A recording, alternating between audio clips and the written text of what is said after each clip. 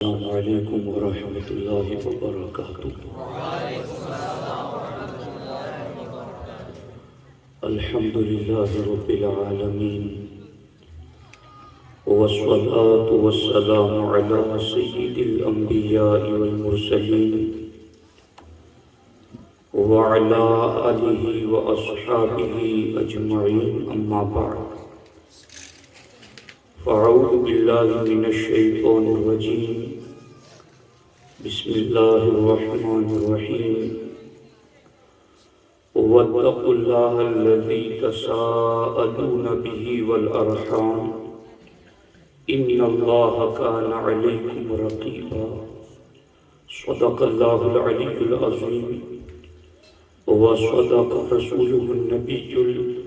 امین المختار الکریم رؤوف الرحیم۔ لائق صد احترام معزز و مکرم علماء کرام، حفاظ اعظام، بالخصوص حضرت مولانا محمد شکیل صاحب قبلہ اشرفی، حاضرین و حاضرات محفل، آئیے ہم اور آپ مل کر انتہائی احترام و عقیدت کے ساتھ حضور سید المرسلین، خاتم الانبیاء، شفیع المذنبین، رحمت للعالمین، خاتم المعصومین، راحت العاشقین، صلی اللہ تعالی علیہ وآلہ واصحابہ وبارک وسلم کی بارگاہ میں اپنی غلامی کا ثبوت دیں، اور جس طریقے سے میں پڑھاؤں میرے ساتھ مل کر مرد حضرات بآواز بلند اور خواتین آہستہ آواز میں حضور دل کے ساتھ نذرانہ محبت پیش کرنے کی سعادتیں حاصل کریں۔ الصلاة والسلام علیک یا رسول اللہ، الصلاة والسلام علیک یا حبیب اللہ، الصلاة والسلام علیک یا نبی اللہ، وعلی آلک واصحابک یا نور اللہ، صلی اللہ تعالی علیہ وسلم۔ شب اسرا کے دولہا پہ دائم درود، شب اسرا کے دولہا پہ دائم درود، نو شئے بزم جنت پہ لاکھوں سلام، جن کے ماتھے شفاعت کا صحرا رہا، اس جبین سعادت پہ لاکھوں سلام۔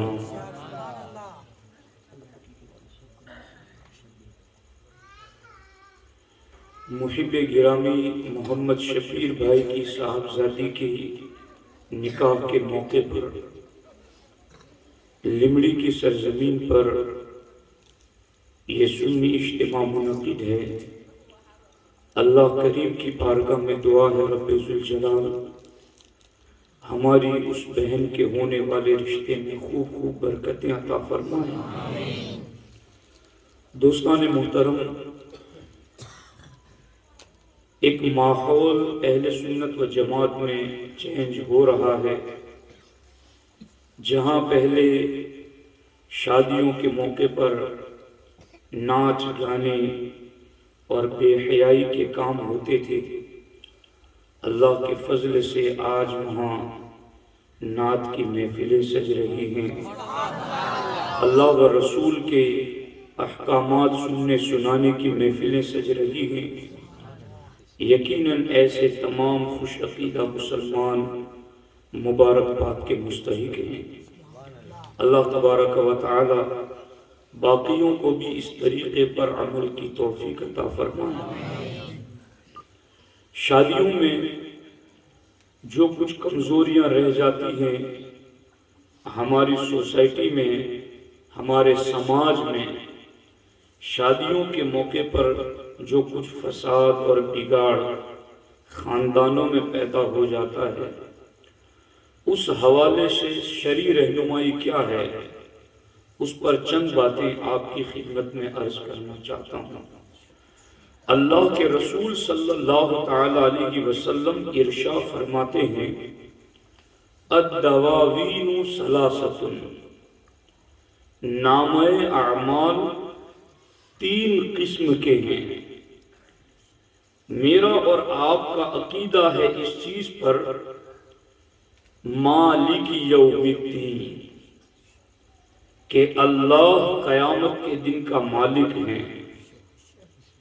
ایک دن وہ آنا ہے جس کو جزا اور سزا کا دن کہتے ہیں، ایک وہ دن آئے گا جس کو انصاف کا دن کہتے ہیں۔ ہمارے آقا علیہ السلام فرماتے ہیں، اس وقت جب لوگ اللہ کی بارگاہ میں اپنا نامہ اعمال لے کر کے چلیں گے، ان کی تین پوزیشنیں ہوں گی، وہ تین طرح کے ہوں گے۔ ایک تو نامہ اعمال ان لوگوں کا ہوگا جن کی اللہ بخشش نہیں فرمائے گا، ایک نامہ اعمال ان لوگوں کا ہوگا جن کی اللہ کو کوئی پرواہ نہیں، اور تیسرا نامہ اعمال ان لوگوں کا ہوگا جنہیں اللہ چھوڑے گا نہیں۔ یہ تین نامہ اعمال کون کون سے ہیں؟ دیوان لا یغفر اللہ، پہلے وہ لوگ جس نامہ اعمال والوں کی بخشش نہیں ہے، یہ وہ لوگ ہیں جنہوں نے جیتے جی کوئی کفر کیا ہوگا، جنہوں نے جیتے جی کوئی شرک کیا ہوگا، تو کفر اور شرک کرنے کے بعد بغیر توبہ کے اسی کفر پر جو مر گئے، اللہ کے رسول علیہ السلام فرماتے ہیں قیامت کے دن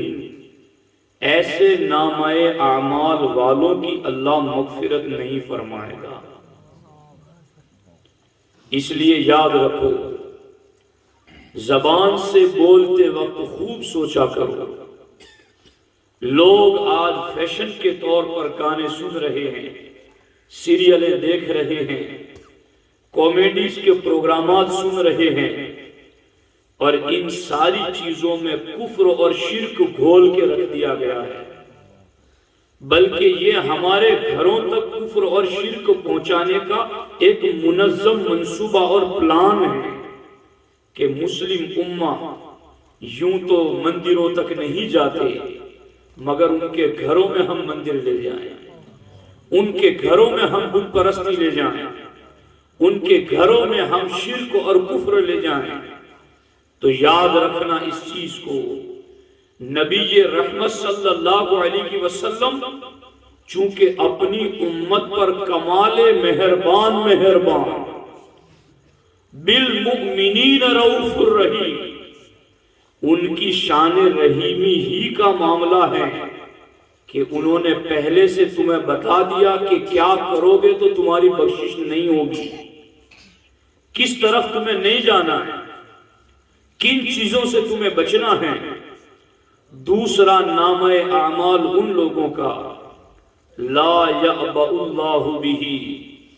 کہ جس نامہ اعمال والوں کی اللہ کو کوئی پرواہ نہیں، ان شاء عذبہ و ان شاء تجاوز عنہ، اللہ چاہے تو ان کو بخش دے، چاہے تو عذاب دے۔ یہ کون لوگ ہوں گے؟ فیما بینہم و بین اللہ تعالی، یہ ان لوگوں کا نامہ اعمال کہ جن کے اللہ کے اور بندے کے معاملات تھے، اللہ کے فرض ادا کرنے میں کوتاہی کر دی، اللہ کے حکم پر عمل کرنے میں کوئی کوتاہی اور غفلت برت دی، تو اللہ کے رسول علیہ السلام فرماتے ہیں جن لوگوں کا نامہ اعمال ایسا ہوگا کہ اللہ کے حق ادا کرنے میں کوئی کمی رہی ہوگی، تو چاہے تو جتنی کمی کی اتنا عذاب دے کر جنت دے، یا پھر اللہ چاہے تو بغیر عذاب کے انہیں جنت دے دے۔ لیکن تیسرا نامہ اعمال جن لوگوں پر آج مجھے گفتگو کرنی ہے اس محفل میں، وہ کون سے لوگ ہیں؟ دیوان لا یترکہ اللہ، وہ نامہ اعمال والے جنہیں اللہ چھوڑے گا نہیں۔ یہ کون لوگ ہیں؟ فیما بینہم و بین الناس، یہ انسانوں کا آپس میں ایک دوسرے کے ساتھ حقوق کا معاملہ ہے۔ یہ پڑوسی کا پڑوسی کے ساتھ معاملہ، یہ باپ کا بیٹے کے ساتھ معاملہ، شوہر کا بیوی کے ساتھ معاملہ، پڑوسی کا پڑوسی کے ساتھ معاملہ، خاندان اور رشتہ داروں کا آپس میں ایک دوسرے کے ساتھ معاملہ۔ اللہ کے رسول علیہ السلام فرماتے ہیں اللہ نے ان حقوق کا مالک خود انسان کو بنا دیا ہے، تو جب تک انسان معاف نہیں کرے گا رب معاف نہیں کرے گا۔ اور حدیث پاک کا مفہوم یہ بھی ہے کہ قیامت کے دن زیادہ طور پر وہ لوگ جنت میں جائیں گے جنہوں نے خود نیکیاں نہیں کی ہوں گی مگر دوسروں کی نیکیوں کی وجہ سے جنت میں جا رہے ہوں گے۔ پوچھا گیا حضور یہ دوسروں کی نیکیوں کی وجہ سے جنت میں جانے والے کون لوگ ہوں گے؟ کہا دوسرے لوگوں نے ان کے حق مارے تھے، دوسرے لوگوں نے ان پر ظلم کیا تھا، دوسرے لوگوں نے ان کے حقوق تلف کیے تھے، تو قیامت کے دن یہ معاف کرانے گئے کہ تو میرا پڑوسی تھا، میں نے تجھ پر زیادتی کر دی تھی، معاف کر دے۔ تو میرا خاندانی رشتہ دار تھا، نکاح کے موقع پر تجھے دعوت دینا میرا فرض تھا مگر میں نے تجھ سے رشتہ توڑا۔ تو میرا پڑوسی تھا، میرا حق تھا کہ میں پڑوس کا حق ادا کرتے ہوئے تجھے اپنے یہاں خوشی کے موقع پر شریک کرتا، میں نے تجھے شریک نہ کیا۔ سارے معاملات والے جنہوں نے دنیا میں حق ضائع کیا ہوگا وہ قیامت کے دن جائیں گے جس کے پاس جس کا حق ضائع کیا تھا، معاف کر دو۔ وہ کہے گا آج تو میں کیسے معاف کر دوں، آج تو ان حقوق کا بدلہ لیے بغیر نہیں چھوڑوں گا۔ حدیث پاک کا مفہوم ہے کہ ایک ماں کے اوپر حق آتا ہوگا اس کے بیٹے کا، تو بیٹا اوروں کے پاس جائے گا تو اور تو معاف نہیں کریں گے مگر اس کو لگے گا کہ یہ تو میری مشفقہ ماں ہے جس نے مجھے دنیا میں جنم دیا، جس نے پال پوس کر کے مجھے بڑا کیا، آج میری ماں تو میرا حق معافی کر دے گی۔ قیامت کے دن جب وہ اپنی ماں کے پاس بھی جائے گا تو وہ بھی یہ کہے گی آج میں حق معاف نہیں کروں گی، اس حق کے بدلے میں مجھے تجھ سے نیکیاں چاہیے، جتنا میرا حق دبایا تھا مجھے نیکیاں دے تب جا کر کے یہ حق معاف ہوگا۔ اب آپ غور فرمائیں کہ یہ تیسرے نامہ اعمال والے وہ لوگ جن کا آپس میں انسانوں کا ایک دوسرے کے ساتھ معاملہ ہے وہ اتنا سخت ہوگا کہ اللہ اس وقت تک معاف نہیں کرے گا جب تک انسان معاف نہیں کرے گا، اور قیامت کے دن کوئی انسان معاف کرنے کے لیے تیار نہ ہوگا بلکہ ہر ایک اس موقع کی تلاش میں ہوگا کہ میرا کسی پر کچھ حق نکلے اور مجھے نیکیاں مل جائیں، کسی نے میرا حق مارا ہو اور مجھے نیکیاں مل جائیں۔ بتاؤ جس دن ایک ایک نیکی کی ضرورت ہوگی وہاں اگر کوئی ہماری کمائی ہوئی نیکیاں بھی لے گیا تو ہم سے بڑا نقصان اٹھانے والا اور کون ہوگا،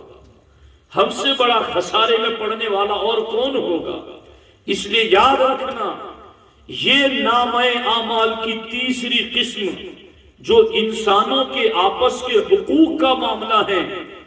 اس میں کوتاہی نہیں ہونی چاہیے، اس میں کمی نہیں ہونی چاہیے۔ انسانوں کے آپس کے حقوق کی اہمیت میں دو باتوں سے آپ کو بتاؤں، کان کھول کر دھیان سے سنو کہ آپس کے انسانوں کے حقوق کتنے اہم ہیں۔ خدا کی قسم نماز ہو، روزہ ہو، حج ہو یا زکوٰۃ ہو، ان تمام بنیادی فرائض کے پیچھے بھی اصل مقصود انسانی حقوق کی ادائیگی ہے۔ آپ کہیں گے یہ کیسے؟ وہ اس طریقے سے کہ حج انسان پر زندگی میں ایک مرتبہ فرض ہے، اور ایک شرط کے ساتھ، من استطاع الیہ سبیلا، جس کے پاس استطاعت ہو۔ استطاعت کا معنی جس کے پاس طاقت ہو حج کرنے کی، تو اس پر زندگی میں ایک بار حج فرض ہے۔ یہ طاقت کس کے پاس ہے؟ شریعت نے طاقت کس کو مانا ہے؟ حضور صدر الشریعہ علامہ امجد علی اعظمی علی رحمہ بار شریعت میں لکھتے ہیں کہ اگر کوئی شخص ایسا ہے کہ اس کے پاس روپیے پیسے تو ہیں، جانے آنے کا خرچ بھی ہے، لیکن اس کی بوڑھی ماں ہے کہ اس کے بغیر اس کی کوئی خدمت کرنے والا نہیں ہے، تو شریعت کہتی ہے اگرچہ تیرے پاس کروڑ روپے ہیں، مگر شریعت نے تجھ سے جب تک ماں کی خدمت ضروری ہے اور تیرے علاوہ ان کی کوئی خدمت کرنے والا نہیں ہے، اس وقت تک کے لیے رب نے تجھ پہ سے حج کو معاف کر دیا ہے کہ تو اپنی ماں کی خدمت کر۔ ہمارے نبی کی بارگاہ میں ایک صحابی حاضر ہوئے، انہوں نے کہا حضور لوگوں کے قافلے جہاد میں جا رہے ہیں، میں بھی جانا چاہتا ہوں، مجھے اجازت دیں۔ سرکار کو پتا تھا کہ اس کی بوڑھی ماں کو اس کی خدمت کی ضرورت ہے۔ سرکار نے فرمایا چل جا اپنی ماں کی خدمت کر، ماں کی خدمت ہی میں تیرا جہاد ہے۔ یعنی آپ غور فرمائیں کہ کہاں جہاد والا فریضہ، کہاں حج والا فریضہ، اور زکوٰۃ بھی تو دیکھو کہ زکوٰۃ والے فریضے میں بھی شریعت نے کیا کہا کہ تمہارے پاس 7.5 تولہ سونا، 52.5 تولہ چاندی ہو تو تم پر زکوٰۃ فرض ہے، اور وہ بھی ایسا نہیں کہ روزانہ فرض ہے۔ اتنا مال ہو پھر سال پورا گزر جائے تو پورا سال اس مال سے جن بیوی بچوں کے، ماں باپ کے، جن کے حقوق ادا کرنا تجھ پر واجب ہے، ان کے حقوق اس مال سے ادا کرتا رہے، پھر اگر اس مال پر سال گزر جائے تو زکوٰۃ ادا کر۔ بات سمجھ میں آ رہی ہے کہ نہیں آ رہی آپ کو؟ کہ پورے سال تک کے لیے اس کو روکے رکھا گیا کہ ٹھیک ہے تو مالک نصاب ہے، تجھ پر زکوٰۃ فرض ہے، مگر آج نہیں، پورا سال گزرے۔ اور پورے سال میں یوں نہیں کہ چونکہ مجھے زکوٰۃ دینی ہے تو اب اس مال سے میں بیوی بچوں پر خرچ نہ کروں،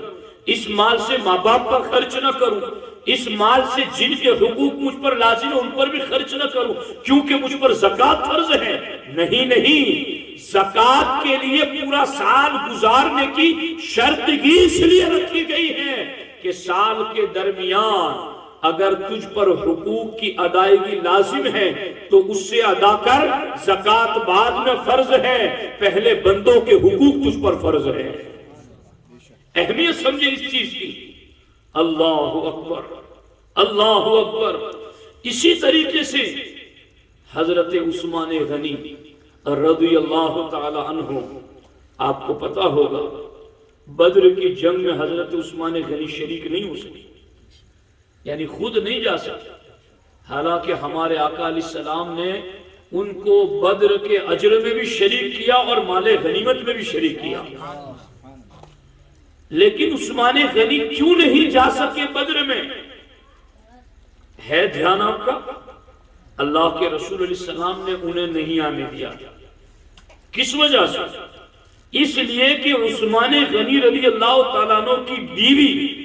جو کہ ہمارے نبی علیہ السلام کی شہزادی تھی، وہ بیمار تھی،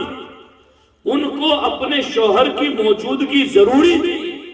تو سرکار نے فرمایا اگرچہ بدر کی پہلی اسلامی جنگ میں ایک جانثار کی ضرورت ہے، مگر عثمان میں تمہیں حکم دیتا ہوں تم بدر کی جنگ میں نہ ہو، تمہارے لیے لازم ہے اپنی بیوی کا حق ادا کرنا۔ آپ محسوس کریں کہ حقوق العباد، بندوں کے حق کی ادائیگی کو اسلام نے کتنا لازم کیا ہے۔ روزے سال میں 1 مہینہ فرض ہے، مگر یہ روزے بھی پورا دن بھوکا کیوں رکھا جاتا ہے؟ اللہ کو تو بندوں کے کسی کام کی کوئی حاجت نہیں،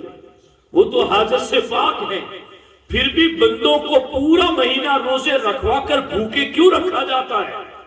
اس کی تفسیر آپ پڑھیں گے تو آپ کو پتا چلے گا،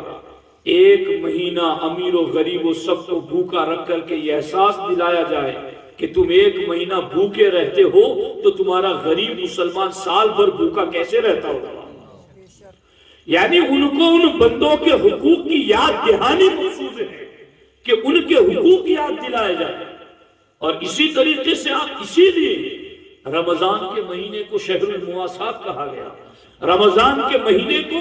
مومنوں کی غمخواری کا مہینہ کہا گیا، رمضان کے مہینے کو صبر کا مہینہ کہا گیا، اس لیے کہ اس میں صرف بھوکا رکھنا مقصد نہیں ہے، بلکہ اس میں اللہ کی رضا کے ساتھ مومن بھائی کے حقوق پر ابھارنا مقصد ہے کہ ایک مہینہ تمہیں بھوکا رکھ کر کے بتایا جائے کہ جب تم امیر ہو کر ایک مہینہ بھوکے رہتے ہو تو تمہیں اتنی تکلیف ہوتی ہے، جو غریب مسلمان باقی 11 مہینے بھوکے رہتا ہے اس کا کیا ہوتا ہوگا؟ اس کے حقوق یاد دلانا مقصد ہے۔ نماز کو دیکھ لو، ان الصلاۃ تنہی عن الفحشاء والمنکر، نماز فرض کی گئی اللہ کی بندگی کے لیے، مگر اس کی بنیادی مقاصد میں ایک مقصد یہ بھی ہے کہ نماز مومن کو گناہ سے روکتی ہے۔ یہ نماز پڑھے گا تو غیبت سے، ظلم سے، حق تلف کرنے سے، حق چھیننے سے بچے گا۔ یوں نماز کے ذریعہ بھی مومن کو مومنے کے حقوق یاد دلائے جا رہے ہیں۔ آپ اندازہ لگائیں، جن 3 نامہ اعمال میں ایک نامہ اعمال جو بندوں کا آپس کا تعلق کا ہے، اس میں اللہ نے کتنی اہمیت کی ہے اور کتنا زور دیا ہے، اس لیے کہ کہیں تم رشتے کو توڑ نہ دینا، کہیں تم اپنے خاندان کو بھول نہ جانا، کہیں تم اپنے مومن قرابت دار رشتہ داروں کو فراموش نہ کر جانا۔ اسی لیے ہمارے نبی نے جو خطبہ نکاح پڑھا، چونکہ ہم لوگ عجمی ہیں، ہندوستان کے رہنے والے، ہمیں پتہ نہیں کہ عربی میں ہمیں کہا کیا جا رہا ہے۔ اور امام خطبہ پڑھتے ہیں نکاح سے پہلے، وہ خطبے میں کیا کہا جا رہا ہے، آج تک کسی نے ایسا کہا کہ مولانا آپ نکاح 5 منٹ بعد پڑھانا، لیکن اس 5 منٹ میں یہ خطبہ نکاح میں کیا کہا ہے وہ ہمیں بتا دو۔ کبھی کسی نے مطالبہ نہیں کیا کہ یہ آخر کون سی اتنی اہم باتیں ہیں کہ نکاح جیسی اہم چیز کو روک کر کے یہ پڑھا جا رہا ہے، اس میں کیا لکھا ہوا ہے نکاح میں، ہمیں بتاؤ تو صحیح۔ چلو میں مولانا شکیل نے مجھے بلا لیا تو میں بتا دیتا ہوں تمہیں کہ اس میں کیا لکھا ہوا ہے۔ اس میں جو لکھا ہوا ہے نا، سرکار نے اس خطبہ نکاح میں 3 آیتیں پڑھی ہے قرآن کی، ان 3 آیتوں میں ایک آیت جو سرکار نے سورۃ النساء کی پہلی آیت پڑھی، اس میں یہ سرکار نے خطبہ نکاح میں سارے مومنین کے مجمع میں پڑھ کے سنایا، وَاتَّقُوا اللَّهَ الَّذِي تَسَاءَلُونَ بِهِ وَالْأَرْحَامَ إِنَّ اللَّهَ كَانَ عَلَيْكُمْ رَقِيبًا۔ اس اللہ سے ڈرو جس کے نام کے وسیلے سے تم سوال کرتے ہو، وَالْأَرْحَامَ، اور رشتوں کے بارے میں اس خدا سے ڈرو۔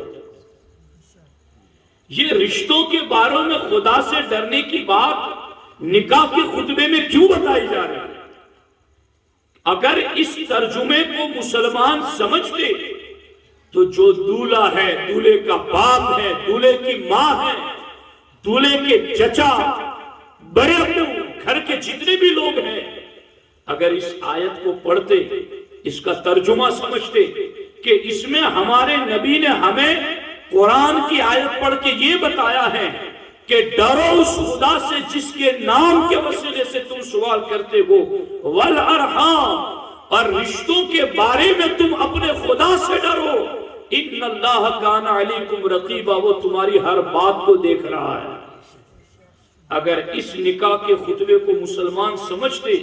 تو جہاں واتقوا اللہ الذی تساءلون بہ والارحام والی آیت پڑھی جاتی نا تو دولہے کے ماں باپ کو یاد آ جاتا کہ ہم نے کتنے رشتہ داروں کو اس محفل میں نہیں بلایا، ہم نے کس کس کو دعوت نہیں دی، ہم نے کس کس سے رشتہ توڑا۔ یاد رکھنا صلہ رحمی یہ صرف نسب کی وجہ سے بھی نہیں ہے، صلہ رحمی اصل شریعت کی وجہ سے ہے۔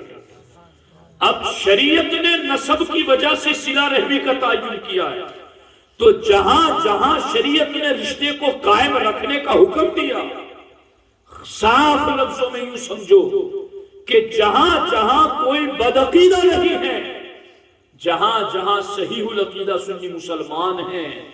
اللہ کا قرآن نکاح کے موقع پر خطبہ نکاح کے ذریعہ ہر مومن کو یہ خطاب کرتے ہوئے کہتا ہے، جس خدا کے نام سے تم سوال کرتے ہوئے اللہ تو دے دے، اے اللہ تو دے دے، جس خدا کے نام سے تم مانگتے ہو، قرآن کی آیت کہتی ہے وہ خدا تم سے پوچھے گا کہ تم نے رشتہ کیوں توڑ دیا، تم نے رشتہ کیسے توڑ دیا۔ اب کچھ لوگ یہاں یہ بھی کہتے ہیں مولانا وہ ہمارے یہاں نہیں آیا تھا تو ہم اس کے یہاں کیوں جائیں۔ ہمارے نبی علیہ السلام نے فرمایا کہ اگر کوئی تم سے توڑتا ہے اور تم اس کو نہیں جوڑتے اس لیے کہ وہ تمہارے یہاں نہیں آیا تو تم بھی نہیں جاؤ گے، سرکار دو عالم صلی اللہ علیہ وسلم فرماتے یہ تو ادلا بدلی کرنے والا ہو گیا، صلہ رحمی کرنے والا یہ نہیں ہے کہ کوئی اس کے یہاں آئے تو وہ جائے۔ سرکار فرماتے ہیں میں تمہارا نبی تمہیں حکم دیتا ہوں کہ جو تم سے توڑے تم اس سے جوڑنا سیکھ لو۔ یہ قرآن کی آیت ہے، یہ خطبہ نکاح کا پیغام ہے، یہ نکاح سے پہلے پڑھ کر کے ہمیں سنایا جا رہا ہے۔ اور اصل میں جو قرآن کی آیت ہے نا والارحام، رشتوں کے بارے میں اللہ سے ڈرو۔ یہ ارحام رحم کی جمع ہے، رحم ایک وچن ہے، ارحام عربی میں بہو وچن ہے۔ رحم کس کو کہتے ہیں یہ علماء جانتے ہیں، ماں کا پیٹ جس میں بچہ پلتا ہے اس کو رحم کہتے ہیں، اور اسی جگہ سے رشتے جڑتے ہیں، رحم سے ہی رشتے جڑتے ہیں۔ جس رحم میں بچہ پرورش پا رہا ہے وہیں سے آگے رشتے جڑتے ہیں کہ جس رحم میں پرورش پایا وہ اس کی ماں ہے، اور جس عورت کا شوہر ہے، عورت کا وہ اس رحم میں پلنے والے بچے کا باپ ہے، اور جس رحم میں بچہ پل رہا ہے اس کا بھائی اس بچے کا ماموں ہے، اور جو رحم میں پل رہا ہے اس کے باپ کا بھائی نہیں، اس کا چچا ہے۔ یوں اس طریقے سے سارے رشتے شریعت نے جو جوڑے ہیں وہ رحم کی وجہ سے جوڑے ہیں، رحم کے ساتھ جوڑے ہیں۔ اور اللہ فرماتا ہے اس رحم کے رشتوں کا اللہ تم سے پوچھے گا کہ تم نے یہ رحم کے رشتے کیوں توڑ دیے۔ جب اللہ نے رحم کو بنایا نا، حدیث پاک میں ہے رحم یہ رحمان سے بنا ہے، رحم یہ رحمان سے بنا ہے، اور رحمان نے جب رحم کو بنایا تو اس رحم نے اللہ کے در رحمت کو تھام لیا۔ میرے اللہ تو مجھے لوگوں میں بھیج رہا ہے، اللہ نے فرمایا اے رحم تو فکر نہ کر، جو تجھ سے جوڑے گا میں اسے اپنی رحمت سے جوڑ دوں گا، اور جو تجھ سے توڑے گا میں اسے اپنی رحمت سے دور کر دوں گا۔ تو آپ یاد رکھو یہ رحم کے رشتے ہیں۔ آج شادیوں کے موقع پر بڑی باتیں اسی حوالے سے سننے کو ملتی ہیں کہ فلاں شادی میں نہیں آیا، فلاں کو دعوت نہیں دی گئی، فلاں کیوں نہیں آیا، فلاں کو کیوں نہیں دعوت دی گئی۔ تو ساتھیو قرآن مجید کی یہ آیت مبارکہ خطبہ نکاح کے ذریعہ ہمیں پیغام دیتی ہے، بس ایک چیز تمہیں دیکھنی ہے، ایمان اور عقیدہ ٹھیک ہو تو تم ہر رشتے کا لحاظ رکھو، ہر رشتے کی پاسداری کرو، اور اگر کسی نے رشتے کو توڑ دیا اور رشتے کا لحاظ نہ رکھا تو پھر قرآن کی آیت سن لیں۔ اللہ رب العزت قرآن پاک میں ارشاد فرماتا ہے وَيَقْطَعُونَ مَا أَمَرَ اللَّهُ بِهِ أَن يُوصَلَ وَيُفْسِدُونَ فِي الْأَرْضِ أُولَٰئِكَ لَهُمُ اللَّعْنَةُ وَلَهُمْ سُوءُ الدَّارِ۔ اس آیت کا ترجمہ یہ ہے وَيَقْطَعُونَ مَا أَمَرَ اللَّهُ بِهِ أَن يُوصَلَ، اللہ نے جن رشتوں کو جوڑنے کا حکم دیا، جن لوگوں نے اس رشتے کو توڑ دیا، اولئک لہم اللعنۃ، ان سب لوگوں پر اللہ کی لعنت ہے۔ یہ قرآن کی آیت ہے اور میں اور آپ سب کے سب قرآن پر ایمان لانے والے ہیں۔ اولئک لہم اللعنۃ، اس پر لعنت ہے،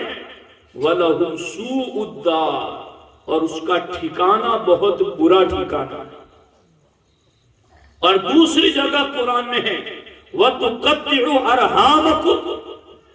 أُولَٰئِكَ الَّذِينَ لَعَنَهُمُ اللَّهُ فَأَصَمَّهُمْ وَأَعْمَىٰ أَبْصَارَهُمْ۔ اللہ تعالیٰ فرماتا ہے وَتُقَطِّعُ أَرْحَامَكُمْ، تم رحم کے رشتوں کو توڑو گے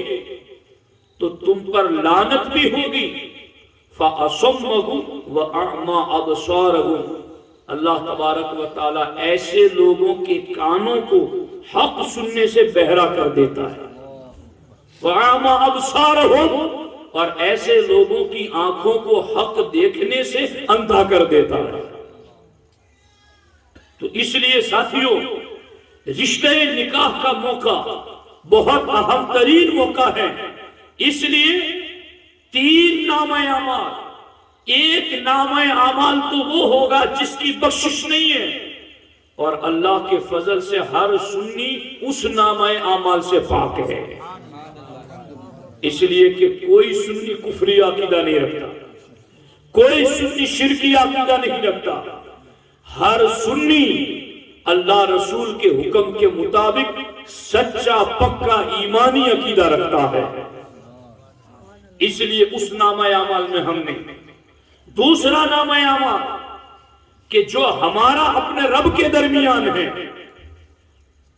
اللہ کے حقوق ادا کرنے کے حوالے سے، اس میں بھی کمی کوتاہی نہیں رکھنی چاہیے، مگر کہیں رہ گئی تو اللہ کے رسول نے فرمایا ان شاء عذبہ و ان شاء تجاوز عنہ، اللہ چاہے گا تو بخش دے گا، اللہ چاہے گا تو عذاب دے گا، اللہ کی مرضی پر ہے۔ مگر تیسرا نامہ اعمال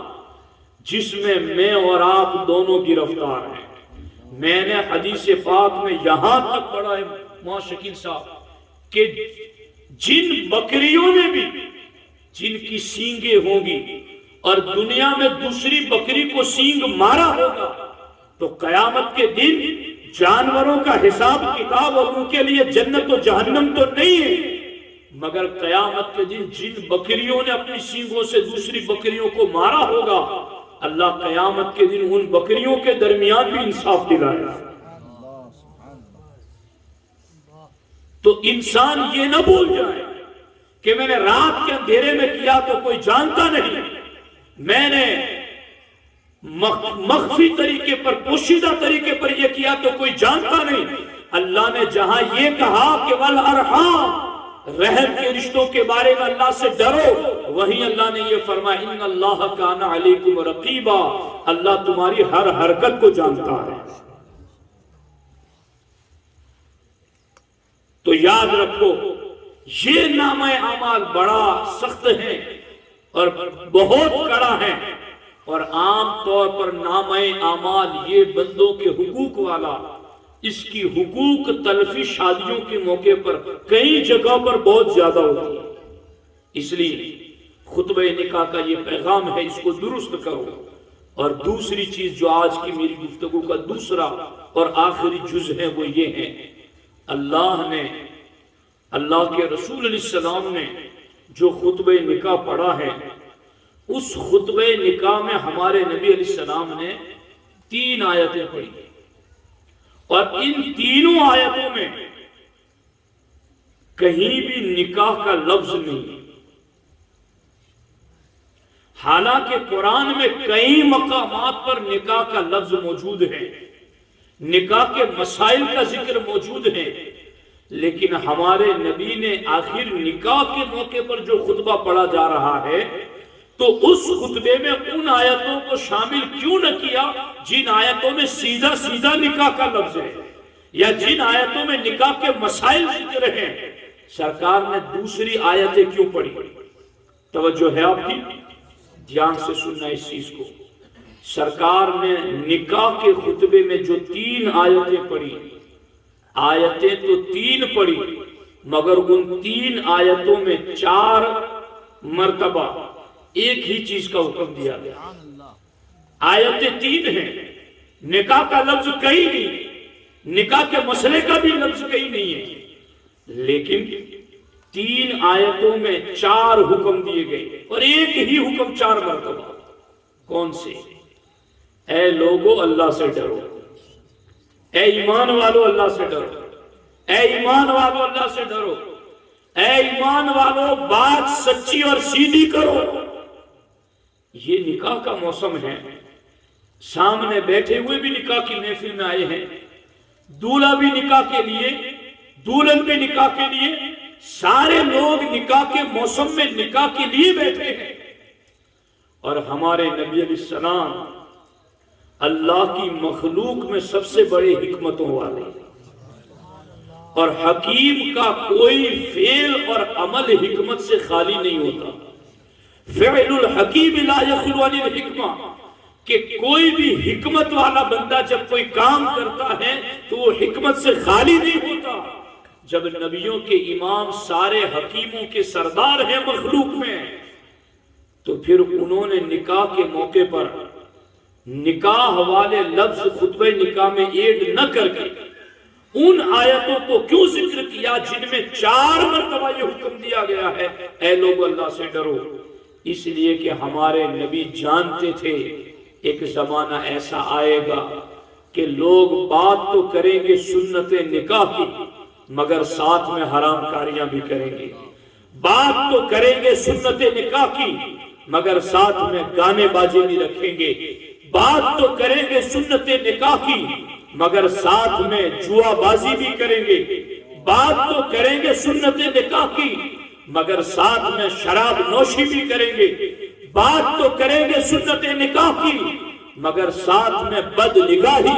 بد نظری، بے حیائی بھی کریں گے۔ اللہ کے رسول علیہ السلام نے فرمایا اس زمانے کو میں دیکھ رہا ہوں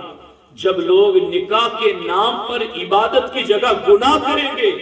تو سرکار نے خطبہ نکاح ہی میں ان آیتوں کو ذکر کیا جن میں 4 مرتبہ یہ حکم دیا گیا اے ایمان والو اللہ سے ڈرو، تاکہ انہیں نکاح کے موقع پر اللہ سے ڈرنا یاد رہے اور یہ نکاح کے موقع پر اللہ کے خوف میں مبتلا رہے۔ اس لیے ساتھیوں، نکاح کے موقع پر ہمارے نبی علیہ السلام نے جن آیتوں کو ذکر کیا یہ بہت خاص آیتیں ہیں، ان کو بار بار ان آیتوں پر غور کرو، ان آیتوں کے ترجمے کو پڑھو، اس کی تفسیر کو پڑھو، اس کے جو نکات اور خوبیاں اور کمالات ہیں ان کو پڑھو، تاکہ نکاح کے موقع پر ہمیں کیا کرنے کا ہمارے نبی نے حکم دیا وہ ہماری سمجھ میں آ سکے۔ 4 مرتبہ حکم دیا گیا کہ اللہ سے ڈرو۔ اب غور کرو، نکاح کے موقع پر کیا کیا چیزیں ایسی ہوتی ہیں جو اللہ کے ڈر کے خلاف ہے؟ اللہ اکبر، میں ان میں سے صرف چند باتیں آپ کو عرض کرتا ہوں۔ ایک تو بے جا اور ناجائز خرافاتی رسمیں مسلمانوں نے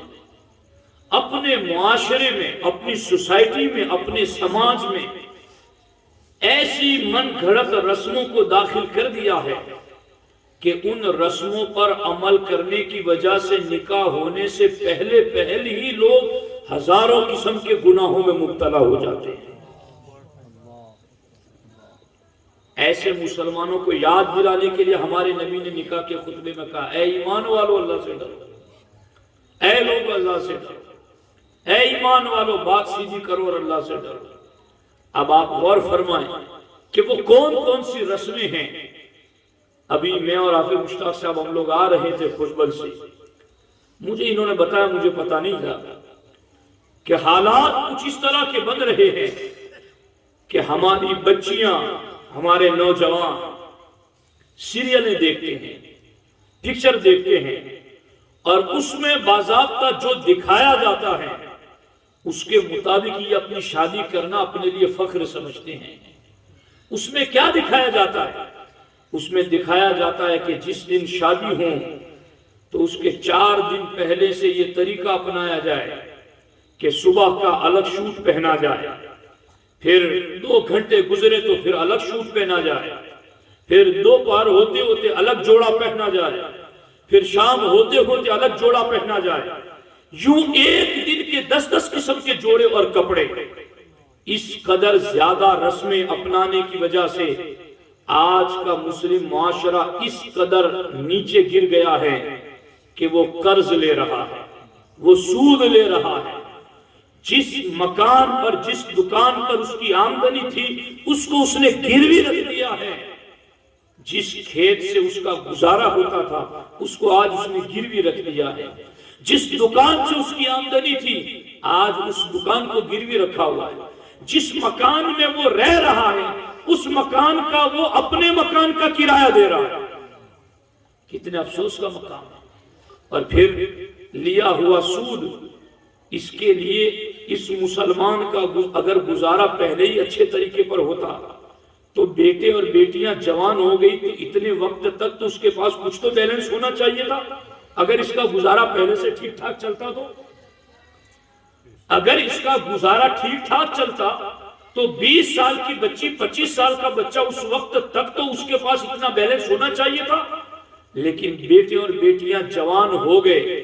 پھر بھی اس کے پاس اتنا بیلنس نہ ہو سکا، جس کی وجہ سے اسے دکان پر کھیت گروی رکھنا پڑا۔ اب جب بچے جوان ہو گئے، ان کی شادیاں کرنے تک وہ اتنا جمع نہ کر سکا تو اب کہاں سے جمع کر کے اس کو ادا کرے گا؟ سال، 2 سال، 4 سال، 5 سال، اب سود پہ سود بڑھتا چلا جاتا ہے۔ اب بیٹے کی شادی تو کر دی، بیٹی کی شادی بھی کر دی، مگر ادھر مکان نیلام ہونے کے لیے، دکان نیلام ہونے کے لیے، کھیت نیلام ہونے کے لیے سارا کچھ اس کا ختم ہو گیا۔ یہ کس نے سکھایا تھا ہمیں کہ ان طریقوں پر چلتے؟ دین نے ہمیں یہ سکھایا ہے۔ ہمارے نبی علیہ السلام فرماتے ہیں اعظم النکاح برکتن ایسرہم مؤونتن۔ اللہ کے رسول علیہ السلام فرماتے ہیں اس نکاح میں برکتیں سب سے زیادہ ہوتی ہیں جس نکاح میں خرچ کم ہوتا ہے۔ غور کیجیے کتنے پیارے اصول ہیں ہمارے نبی علیہ السلام کے بتائے ہوئے۔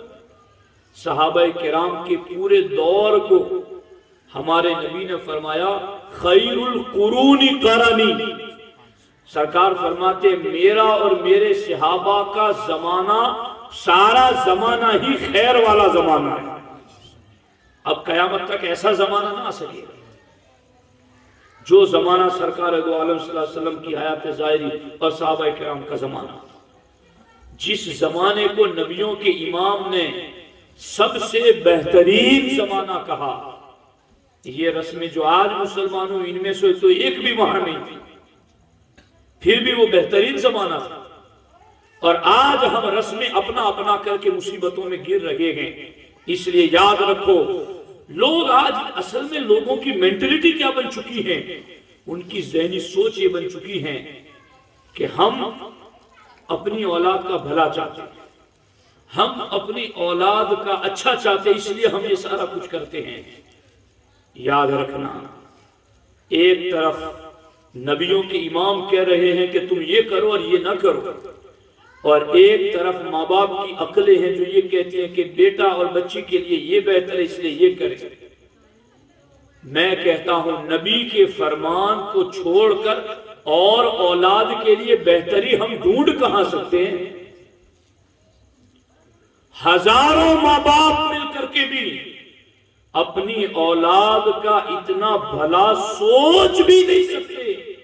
جتنا نبیوں کے امام اپنی امت کا بھلا بتا کر کے گئے ہیں۔ ہمیں تو بس عمل کرنا ہے، ہمیں بس فالو کرنا ہے کہ ہم اپنے نبی پاک صلی اللہ علیہ وسلم کی سنتوں پر عمل کریں، ان کے دیے ہوئے احکامات کے مطابق عمل کریں۔ بخاری شریف کی حدیث پاک ہے ایک نکاح کی محفل سے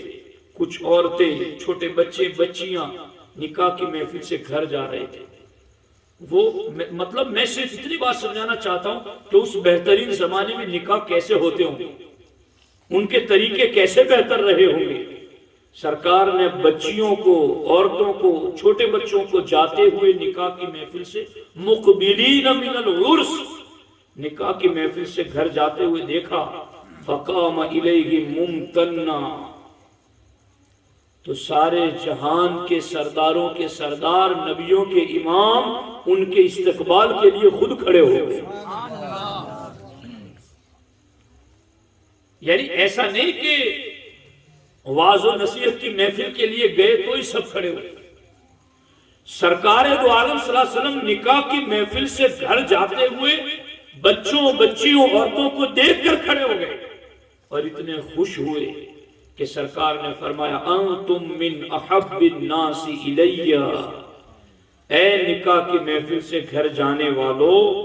اس وقت مجھے سب سے زیادہ پیارے تم ہو. کیا آج کی نکاح کی محفل کو دیکھ کر اللہ کے رسول السلام یہ کہہ سکتے ہیں کہ تم مجھے سب سے زیادہ پیارے لگتے ہو؟ جہاں اب کن کن باتوں کو چھیڑا جائے اور کن کن باتوں کو چھوڑ دیا جائے. لیکن ساتھیوں، اتنی چیز یاد رکھنا، بس آخری لفظ، اتنی چیز یاد رکھنا، ہمارے نبی علیہ الصلوۃ والسلام نے خطبہ نکاح میں جو قرآن کی آیتیں پڑھی، ان آیتوں کو آپ نے اپنی نظر میں رکھنا ہے. اور وہ آیتیں دو قسم کی ہیں. ایک وہ کہ خطبہ نکاح میں ہمارے نبی نے اس آیت کو پڑھا جس میں رشتے توڑنے سے بچنے کا حکم دیا گیا کہ رشتہ نہ توڑو. اور دوسرا ہمارے نبی علیہ الصلوۃ والسلام نے خطبہ نکاح کے موقع پر ان آیتوں کو پڑھا جن میں 4 مرتبہ اللہ سے ڈرنے کا حکم دیا گیا. اس لیے میں تو مبارکباد پیش کرتا ہوں ان ماں باپ کو جنہوں نے آج اپنی بیٹی کے نکاح کے موقع پر ایسی پر نور محفل سجائی اور اتنا بہترین انتظام کیا کہ آج انہوں نے عوام کے لیے دین کا پیغام پہنچانے کا ایک موقع تو ہمیں فراہم کیا. انہوں نے ہمیں بلا کر کے موقع تو دیا کہ ہم قرآن و سنت کی باتیں سنائیں. میں تو سمجھتا ہوں آج 2 باتیں آپ نے سنی، اس طریقے سے ہر سنی مسلمان یہ طے کر لے